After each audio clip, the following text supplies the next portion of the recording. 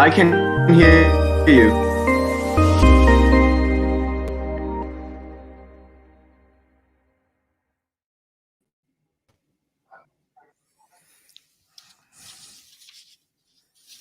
Okay.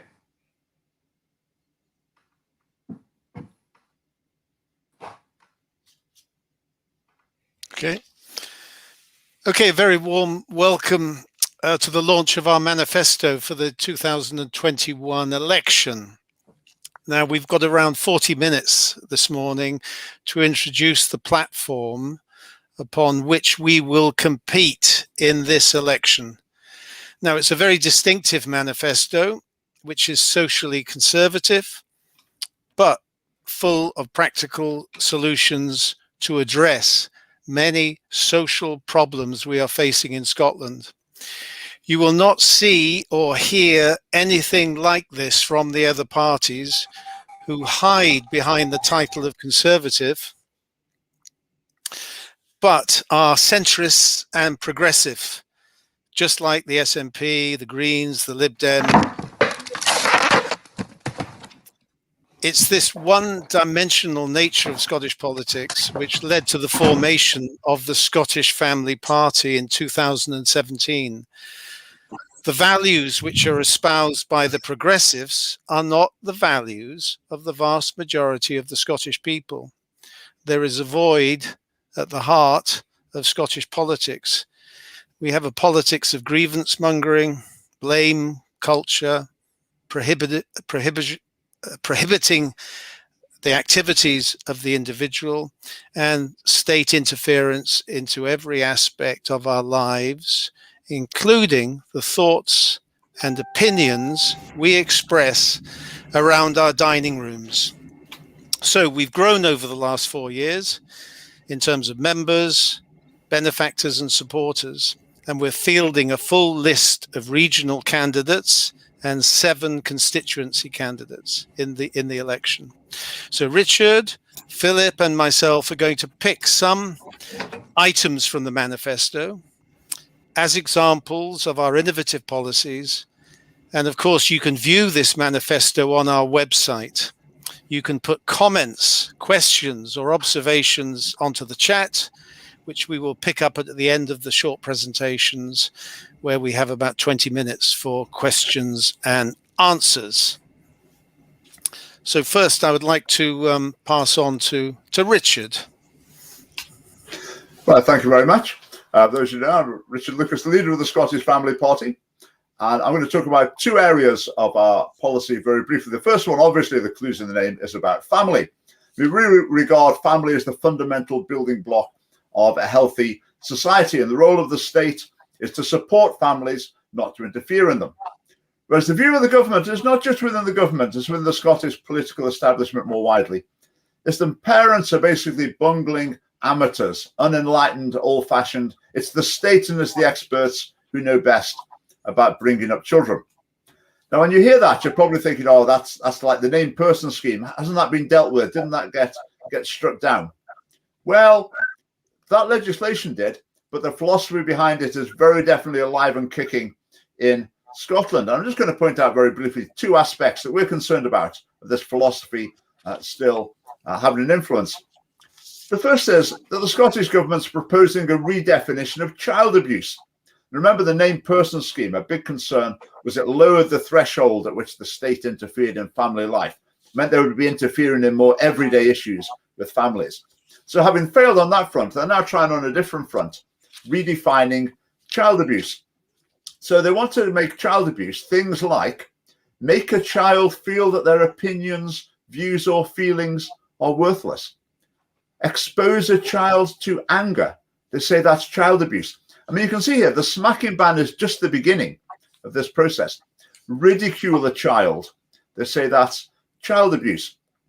Now, these things we think are very concerning. We tell other people about them, other parents, they're very concerned as well. But within the Scottish Parliament, you won't hear a word of opposition to any of this because they don't even see it, let alone respond to it. We do see it. And we raise these issues, and that's one of the many ways that the Scottish Family Party is filling the void in Scottish politics. Another way that family life has been undermined is through the promotion of children's rights.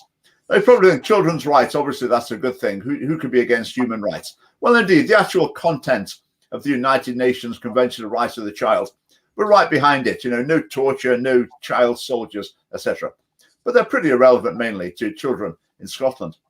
But the way they're presented in schools, within the Scottish establishment in general, is the message to children is equality. No one's got the right to tell you what to do. You should be treated equally, the same as adults. And this really undermines parental authority, and it's a threat to harmonious family life. So our view as the Scottish Family Party is that there are experts in parenting, and they're called parents, because in almost every case, they're the best people to bring up their own kids according to their own values. And the job of the government should be to support families, not to interfere in them. Now, the next area I'm going to look at very briefly is childcare, again, related to parenthood. Now, within the Scottish Parliament, all the parties unite on what we call the anyone but mum approach to childcare. They start from the assumption that in every family, they're just desperate to hand their children over to someone else to look after them at the earliest possible stage of life. So they don't particularly mind who looks after children as long as it isn't mum. So you'll see the government expanding childcare, doubling nursery hours. That's the SNP. The Conservatives, exactly the same. They just promise more and more childcare, as though that's what all families want.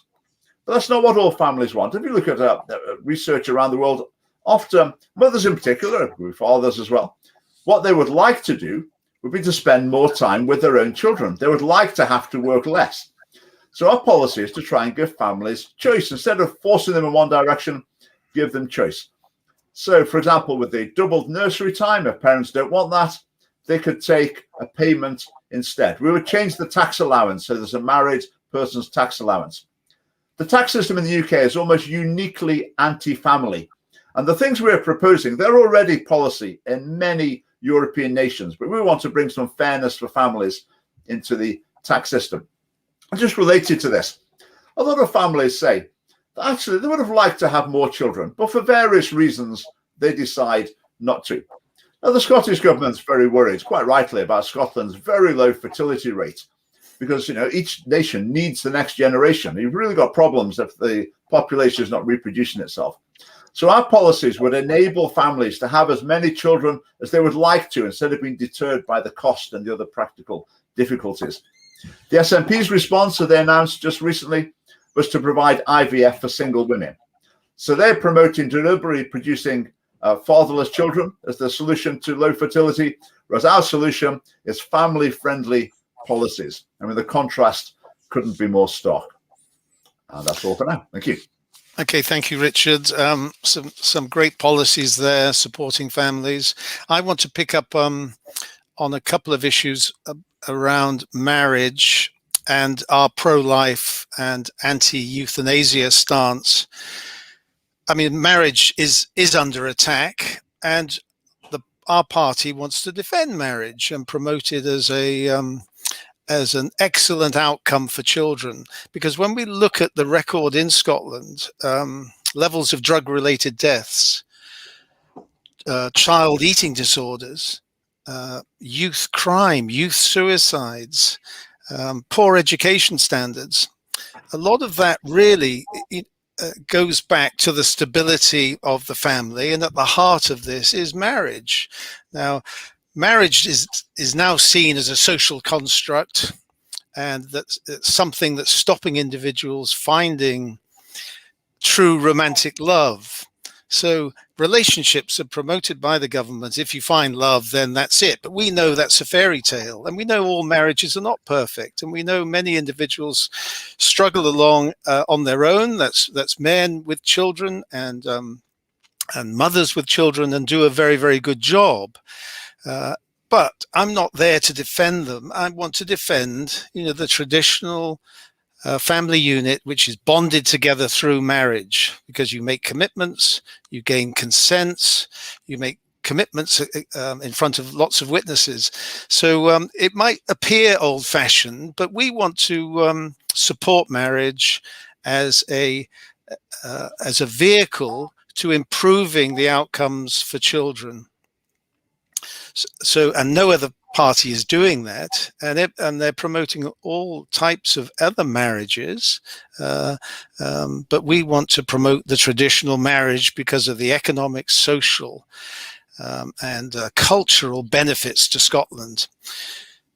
Secondly, pro-life. We're absolutely pro-life, and I know that will encourage many of the Scottish voters. Richard spoke about the decline in population. A mother in Scotland is having around 1.4 children. Just to replace our population, we need reproduction rates of around 2.1 just to remain static. So this is a dying nation which only exists because of where we're almost stealing migrant labor to fill our health service, and we're stealing doctors from countries which need those doctors because of the difficulties they face in their own countries. So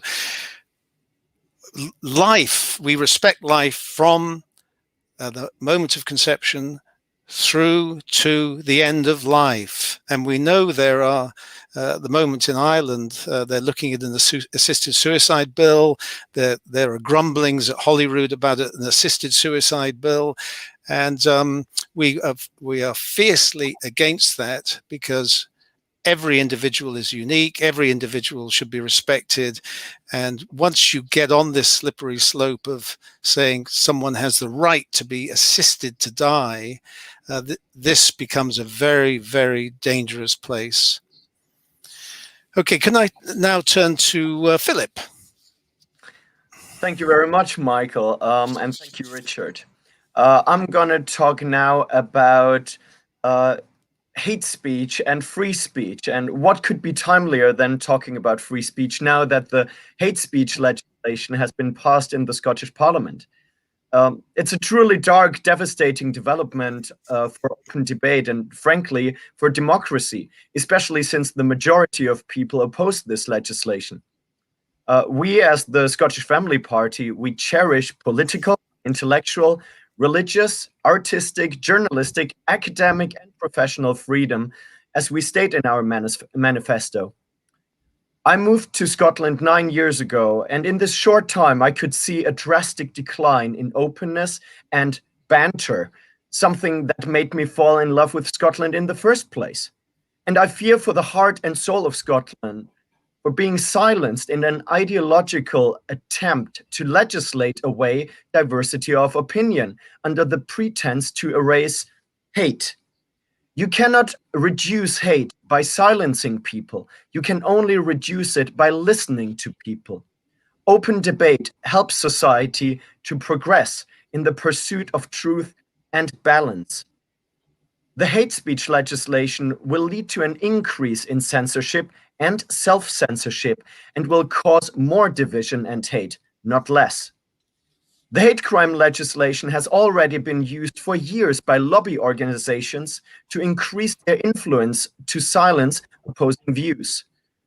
Now, radical feminist organizations and politicians, amongst them First Minister Nicola Sturgeon, are pushing for hate and dislike towards women, which is called misogyny, to become a crime. But hate towards men, on the other hand, according to them, explicitly should not become a crime, even though hate towards men is quite rampant in Scotland, if you ask me, especially from the political elite who are intentionally ignoring male victims of domestic abuse and sexual abuse, not to mention the crisis of suicides, homelessness, and drug addiction. The definition of hate becomes increasingly all-encompassing, now being offensive and violating someone's dignity is a matter for the law under the Equalities Act. This needs to be repealed. We need to be allowed and able to offend. Every comedian is offensive, and it is actually their job to violate people's dignity in one way or another. A gay pride parade with public display of sexuality is definitely offensive to many people. And so are the views of pretty much all religions to many people who attend the Pride Parade. Our society needs to allow for both sides to freely express their views, even if controversial and offensive. People should be free to criticize and ridicule any belief system and any way of life without fear of state intervention and without bias censorship online. Now, talking about criticizing people's way of life, I will move on to our stance on LGBT issues. I really want to stress that we do not hate or disrespect LGBT people, as is evident by me not only being a member of the Scottish Family Party, but also standing for the party in the coming election. I used to be a gay porn actor, and I know about the struggles and confusion of growing up, being unsure about my own sexuality and identity. That's why I fully support the Scottish Family Party's stance on removing gay and trans affirming indoctrination from school. Young people are impressionable and easily adopt identities and expressions in their search for their own voice. In the past, heteronormative life choices were forced on young people. But now society and the educational system are forcing LGBT lifestyles and pornography on children. The explosion of young children identifying as transsexual is not due to liberation, but due to indoctrination, and we risk to destroy children's future with affirming a mental health issue while ignoring the real underlying mental health issues which often lead to suicide or horrible regrets. That's why we strictly oppose transgender treatments for under 16s and the proposed Gender Recognition Act. Officially changing sex, gender, should not be possible merely at the request of an individual. Currently, the approach in psychology towards gay and trans tendencies and identity is to affirm them, but this is by no means the right way forward for everybody. I was gay until I was 32. Then I started relationships with women, not because of religion or external pressure, but because something was missing in my life. Many people, including many straight people, have an unhealthy sexuality. This includes porn addiction, sex addiction, and this can also be the case with homosexuality. The Scottish government seeks to make professional support for gay people who want to solve psychological trauma and issues, to be able to live a heterosexual life and start a family illegal. We fight for LGBT people to be able to receive the support they need, including challenging their current lifestyle, if wanted. That's why we oppose a ban on voluntary conversion therapy for adults. Now, is the Scottish Family Party open for LGBT people? Absolutely. We respect people based on their personality and based on their views, not on their lifestyle choices, whether they are straight or LGBT. Thank you. Okay, thank you very much, Philip. Could I ask Richard to cover another couple of areas of policy before we open this up for questions? Yeah, thank you very much, Michael. I'm just going to talk about two issues related to education. First of all, schools in general. You often hear from opposition politicians that say, oh, schools are in a mess in Scotland. I mean, that's pretty widely known and accepted. And the problem is the SNP has been focusing on independence. They've neglected education. I mean, that's absolutely untrue. If the SNP had neglected education, schools would be in a much better state than they are in now. It's not that they've neglected it. They have positively spoiled it with their policies. Their policies have damaged Scottish education. I mean, just to run through a few things very quickly. I mean, the academic side, the curriculum for excellence is a disaster. It should be scrapped. It's all about skills and qualities rather than knowledge and understanding. So we need to go back to square one and produce a simple academic curriculum. All the parties in the Scottish Parliament have backed the curriculum for excellence all the way through its life. The next thing, closing the attainment gap. All the parties in the Scottish Parliament, they all agree that's like the prime purpose of education. So the schools in wealthier areas get the same results as schools in less wealthy areas. Now, there has been progress on this front, but the only progress has come because of the deteriorating standards in schools in wealthier areas. But recently, something new has come on the agenda. People think they've found the answer to the poverty-related attainment gap. And they think the answer is scrapping exams. So this is becoming quite a significant force in Scottish education debate now, the idea that we shouldn't have these so-called high-stakes assessments. And again, we will stand firmly and say we want objective testing rather than socially engineered equal outcomes. Now, in education generally, there's a progressive view. It's all about group work and skills and personal exploration. There's a more traditional view, the structure, knowledge, objective testing. Now, you'll probably agree with me that there's something in both of those, a bit of both. Let's strike a balance between them. But as far as the Scottish educational world is concerned, you don't need a balance. Whatever the problem is, you have to move further in the progressive direction. And if that makes it get even worse, then the answer is, well, you obviously haven't gone far enough in the progressive direction. So they just keep pushing further and further in one direction. Education becomes more and more out of balance, and the results deteriorate. Schools, very quickly, discipline is a major problem in Scottish schools. I mean, ask a teacher. A large part of the problem is the government moving to abolish punishments in school and replace them with little mini counselling sessions. And this is resulting in chaos in many schools, making schools actually literally unsafe for the pupils. So abolishing punishments in schools, surely that should be a massively controversial policy. But the Scottish Parliament doesn't get a mention. The Scottish Family Party can see the problem and we can present the solution. So the problem in schools, very quickly, I mean, they're becoming counselling centres, a huge emphasis on a sort of therapeutic, well-being centred approach. Of course, there's a place for that, but it's becoming out of balance. They're effectively teaching vulnerability to children rather than resilience. Last thing to mention about schools, but the indoctrination in Scottish schools is rampant into every left-wing, liberal, progressive cause you can think of.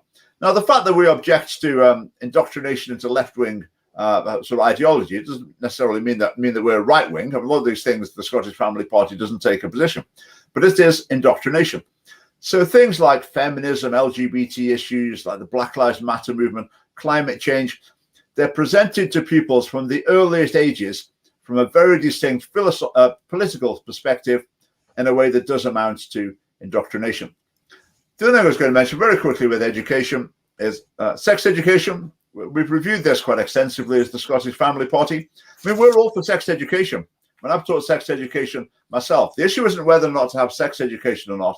The issue is what gets taught in the sex education. I mean, currently, right from nursery, the message is any combination of adults, any number of men and women can be a family, and every family form's equally valid.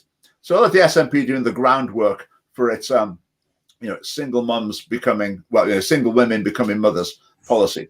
So we disagree with that. As soon as they're at primary school, they're presented with basically too much information, to graphic images. But we have a leaflet showing some of the images used in primary school. And we're sometimes reluctant to give it people because they open it and they just go, oh, really? And yeah, that's what pupils have been presented with in primary school. I mean, the materials positively promote pornography. Pornography is great. Have fun with it. They present sexual practices that I'm glad to say I'd never heard of until I came across them in the Scottish government's education, sex education resources. And it basically teaches them they've got a right to have illegal underage sex. I mean, as Michael was saying earlier, marriage, does that get a look in? No. No presentation of the benefits of marriage. And this style of sex education is not what most parents want, and it harms children and undermines their life prospects. We did a poll, an opinion poll of the Scottish public last summer about some of these issues. And basically the public is on our side, but the media and the politicians are not. They won't touch it. We can count on the Scottish Family Party to keep raising this vital issue in Scottish national debate. Okay, thank you for that impassioned presentation, Richard, on what's happening in our schools and the dangers of sex education. A wonderful, impassioned story and narrative from Philip on free speech and the dangers of denying free speech, and on the trans ideology which is being ramped up in our schools and in our society by the government. And Philip earlier looking at rights and the role of parents, and the party's view on promoting marriage, not ignoring it, and the benefits of a pro-life approach when our population is declining so rapidly that we need more people. So could I just chip in? We're all ready for questions. If anyone wants to type in a question, then I can bring that up on screen and we can answer that. So questions welcome.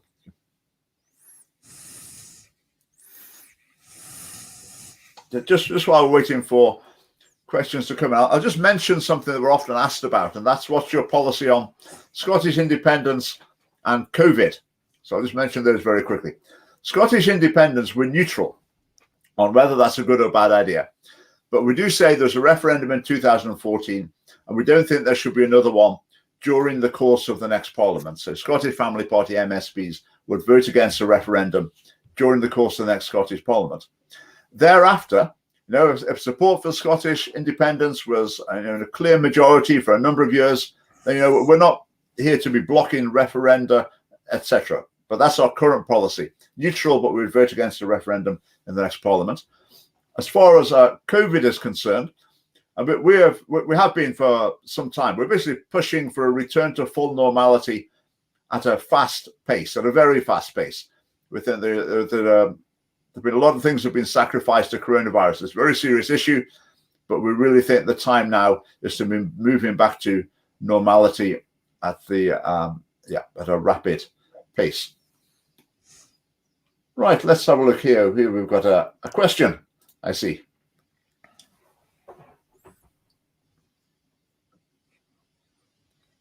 So, will your education policy specifically support home education? Home educators have been completely ignored by the SNP, still not allowed to meet for educational reasons, even though other kids are back at school. I think I'll just answer that one. Our policy does cover home education very explicitly, and it makes several points. One point is, first of all, we back it. I think before too long, there'll be people in Scotland from the Green Party, for example, wanting to ban home education because they're worried that these dodgy parents might be presenting the wrong messages to their children. But we defend the rights of parents to educate their own children. The other side to it is we want to make resources available to home educating parents as they want them. So if they would like to use any resources from the local school, then they have to be made available. If they would like their children to do tests or exams while they still exist in schools, then that possibility is there. Even if parents would like their children to go into school just to do part of the day, say just to do the maths and English in the morning, and then come out of school, then flexi schooling, then we're supportive of that. So basically, we're right behind home education. We want to defend that right vigorously, and also to make available support to home educating parents. If they don't want that, that's absolutely fine. It's entirely up to them. But if they would like some sort of support from local schools, then we would make that available. It's all right. Thank you.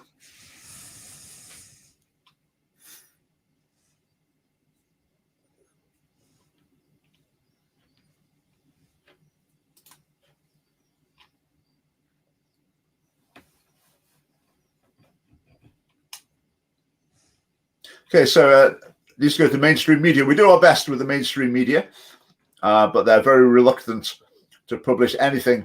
We do a leaflet drop. We've got good news on a leaflet drop. Is our fundraising for this campaign has gone beyond our wildest expectations. We thought maybe 10,000 would have been an optimistic target. We're just closing in on the last few hundred to get 20,000. So we are going to deliver a leaflet through every letterbox in Scotland during this election campaign. So keep your eyes peeled, and our flyer will be coming through your letterbox, all being well, delivered by Royal Mail.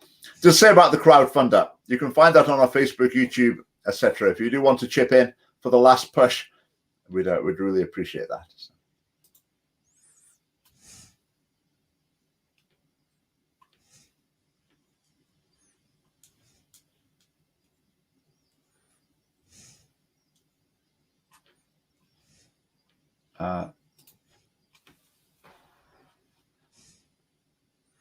Right, I have no candidate in my area no Scottish Family Party candidate on the first ballot, how can I vote to maximise SFP chances to have a representative from the regional list should I just spoil the first ballot?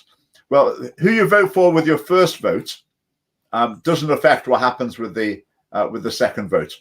So everyone in Scotland will be able to vote for the Scottish Family Party with their second vote. So that's what we'd urge you all to do. If you have a Scottish Family Party candidate in your constituency as well, then we'd obviously encourage you to vote for those as well. The regional list is our main target. I mean, that's why the Scottish Family Party exists, to get MSPs elected on the regional list. So that's the vote we're most concerned about.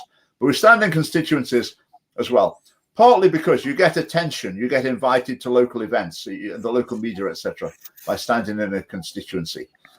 So that we're in 7 constituencies. We'll announce those very soon.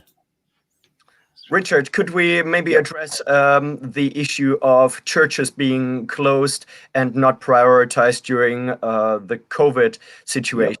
Yep. I mean, I haven't been to church for a very long time, and I'm not very happy with that, because I think that spiritual and emotional well-being of people is as important as physical well-being. Yeah.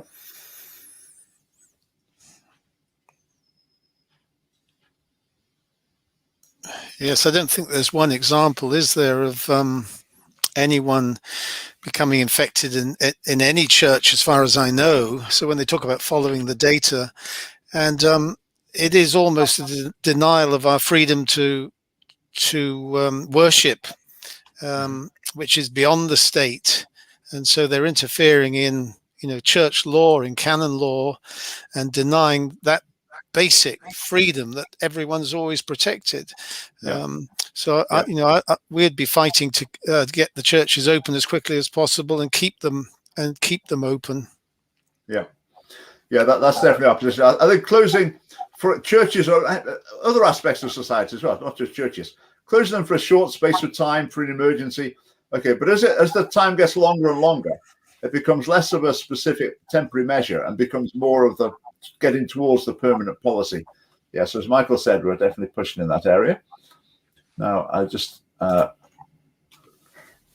Why do we have a parliament wants to provide IVF and adoption available to unmarried people and same-sex couples when they make it so difficult for married couples to adopt and foster? Now, I'll respond to that one. I mean, you're absolutely right. The government's specifically saying providing fertility treatment to single women is its way to solve the population decline.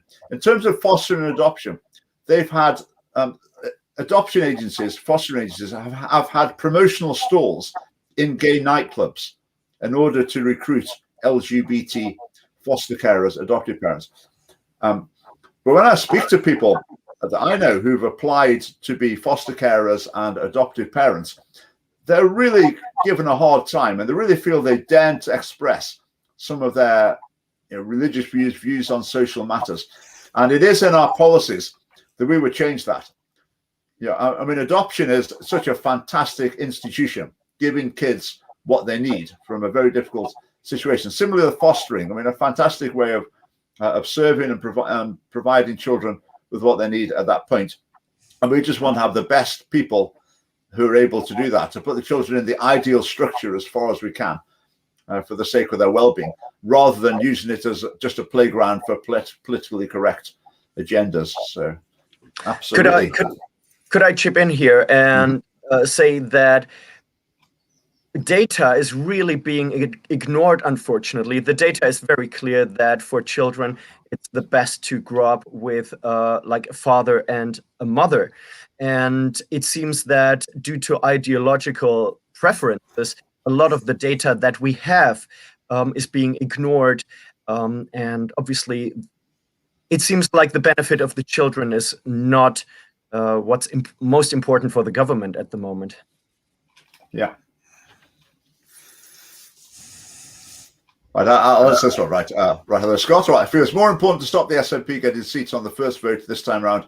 So I'll be voting for you in the regional list vote, not in the first vote. Smiley face. We'll forgive you for that. We'll forgive you. As I say, the regional list is our real target. This election and future elections as well. That's what we're trying to do, to build up to get MSPs elected.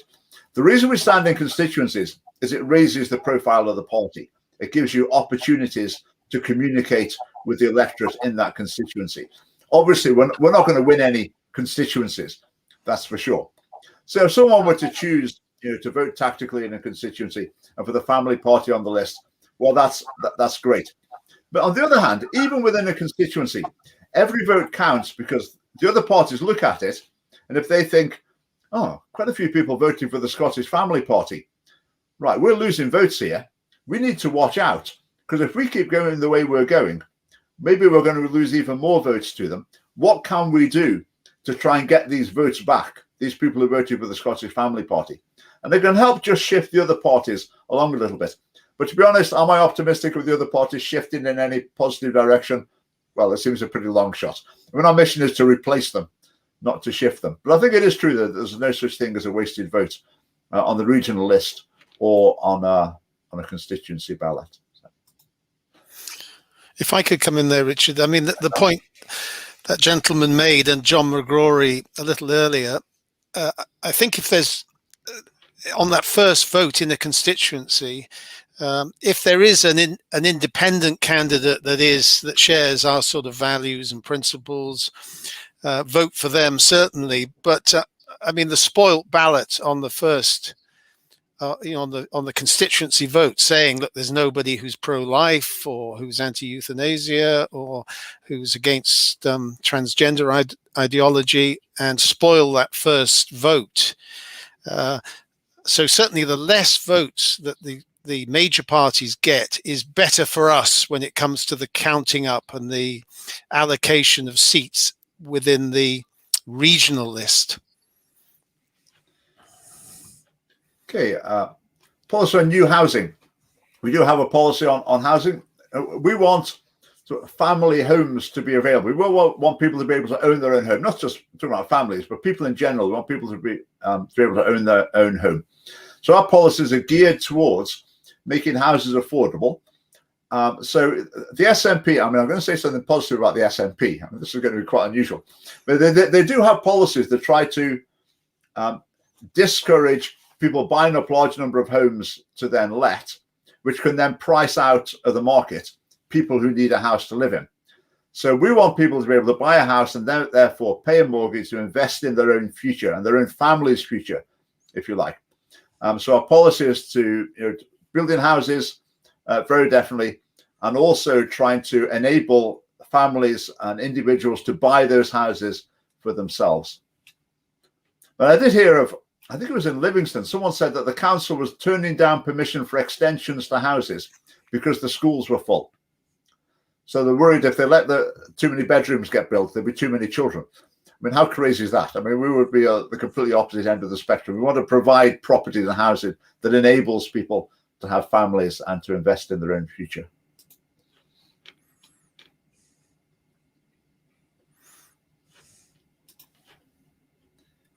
Yes, there is.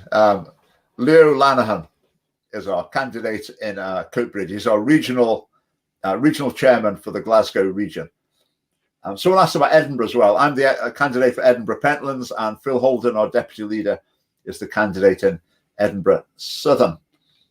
Don Marshall is the candidate for Perthshire North, I think it's called. The other ones, I can't remember the constituency names, but we'll publish those very soon.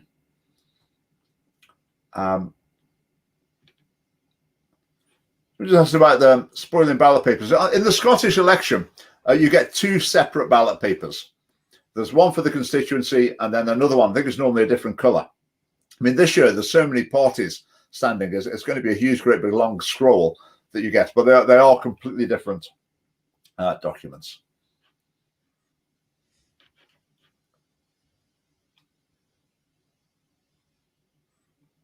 Candidate for Renfrewshire, we have got one over there. I can't remember exactly the constituency name, but we'll announce those very soon.